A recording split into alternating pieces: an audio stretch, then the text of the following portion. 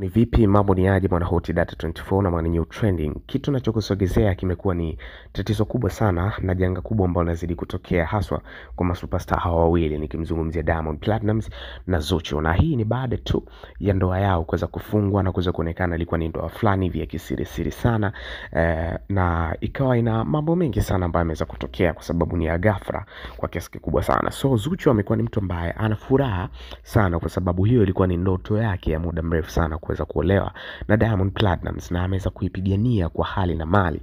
Lakini kuna watu ambao wamekuwa wakimzunguka, hawa wameweza kuchukizwa sana na kitendo hicho kwa sababu wamekuwa ni vikwazo vikubwa sana vya kuweza kuona ndoa ya Diamond Platnumz na Zuchu isiweze kufanikiwa. Sasa tunazidi kuona Zuchu kila siku bwana amekuwa ni mtu tofauti kuweza msifia sana Diamond Platnumz kwa vitu mbalimbali ambavyo anavifanya. Tumeona kwenye show yake ambayo ameipigia kipande cha London pale Royal Albert, ameweza kuexpress hisia zake kubwa sana kwa namna ambavyo Diamond Platnumz amekuwa mtu ambaye anamuinspire sana kwake, lakini pia ni mume wake kwa hivi sasa. Lakini pia kadri ambavyo Diamond Platnumz anakuwa anamuita Zuchu mume wake, ni mke wake, ndivyo ambavyo anazidi kuwa ni mtu ambaye ana furaha zaidi, na chuki zinazidi kuongezeka baina ya watu ambao wanamzunguka, kama ambavyo tulikuwa nasikia wakina Esma Platinum walikuwa hawamkubali Zuchu kwamba aweze kuolewa na Diamond Platnumz, lakini pia kina Mange Kimambi. Hizi vita zinazidi kuwa ni ngumu sana kwa upande wa Zuchu kiasi cha kwamba kuna wakati anakuwa ana feel kama yuko lonely sana, japokuwa akikumbuka kwamba ameolewa na Diamond Platnumz